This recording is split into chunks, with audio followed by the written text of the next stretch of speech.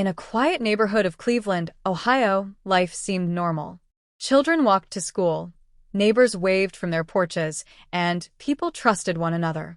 But behind the walls of an ordinary-looking house on Seymour Avenue, 3 young women were trapped in a nightmare that would last more than 10 years. Their names were Amanda Berry, Gina DeJesus, and Michelle Knight. What happened to them is a story of fear, pain, faith, and the ultimate strength of the human spirit. Michelle Knight was the first to disappear. It was August 2002. She was only 21 years old. That day she was on her way to a court hearing about regaining custody of her little son. She never made it. A man she thought she knew, Ariel Castro, offered her a ride. He was a local school bus driver, friendly and trusted in the area. Michelle accepted the offer, not knowing it was the decision that would change her entire life.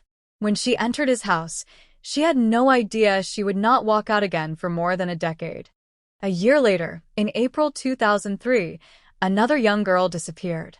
Her name was Amanda Berry. She was just 16 and worked at a local fast food restaurant. The night before her 17th birthday, she finished her shift and started walking home. A familiar face stopped and offered her a ride. It was Ariel Castro again. She knew his daughter, so she didn't feel afraid. But once she stepped inside his car, her freedom was gone. Her family searched for her everywhere. For years, Amanda's mother never stopped believing that her daughter was alive somewhere. Sadly, her mother died before seeing Amanda free again. The last girl to vanish was Gina DeJesus. She was only 14. It was April 2004. She was walking home from school with her best friend, who happened to be Ariel Castro's daughter. Gina was invited for a ride home. She trusted him too. When she got in the car, she thought she was safe. She didn't know she was entering the same house where Amanda and Michelle were already being held captive. Inside that small house, time stopped. Windows were covered. Doors were locked with chains. The girls were kept in separate rooms. They were beaten, starved, and controlled. Days turned into months and months into years. Every attempt to escape failed. Yet deep inside, they never completely gave up hope. Ariel Castro lived a double life. To the outside world, he looked like a normal man. He played bass in a local band. He invited neighbors to barbecues. No one suspected that in the same house, behind locked doors, 3 young women were living in silence, chained and broken. Michelle became like a sister figure for the younger girls.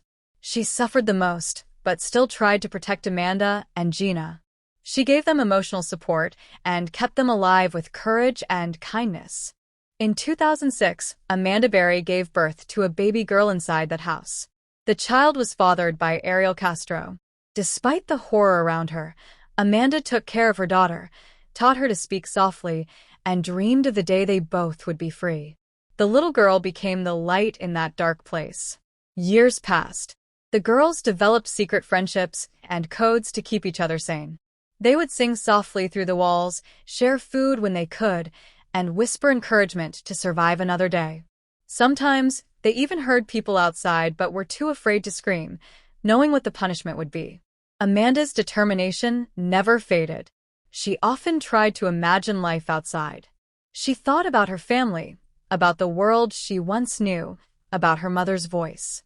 She promised herself that one day she would escape and tell the world the truth. That day finally came on May 6, 2013. It was a normal afternoon. Ariel Castro left the house, thinking everything was under control. But he forgot to lock the main door properly. Amanda noticed it. Her heart raced. She ran to the front door and saw a small opening. Pushing with all her strength, she managed to break the lower part of the door. With her little daughter by her side, she screamed for help. A neighbor, Charles Ramsey, heard the cries. He rushed to the house and helped Amanda kick open the door. Amanda came out, shaking and crying, holding her 6-year-old daughter. She shouted, "Help me. I'm Amanda Berry. I've been kidnapped for 10 years. The police were called immediately. When officers arrived, they entered the house and discovered the unthinkable. Gina DeJesus and Michelle Knight were still inside. After more than a decade, all 3 women were finally free. News of their rescue spread across the world. Crowds gathered outside the house. Reporters, neighbors, and even strangers cried with relief. After 10 long years, the nightmare was over. Ariel Castro was arrested the same day. During the trial, he tried to justify his crimes, but no one could understand how a man could hold 3 women captive for so long. In 2013, he was sentenced to life in prison without parole, plus 1,000 years. 1 month later, he took his own life in his cell. The 3 survivors began a long journey of healing. Freedom was not easy. They had lost so many years. They had missed birthdays, family events, and a part of their youth. But they were alive, and they were determined to rebuild their lives. Michelle Knight later changed her name to Lily Rose Lee. She became a motivational speaker and author. Her book, Finding Me, tells her story of survival and hope.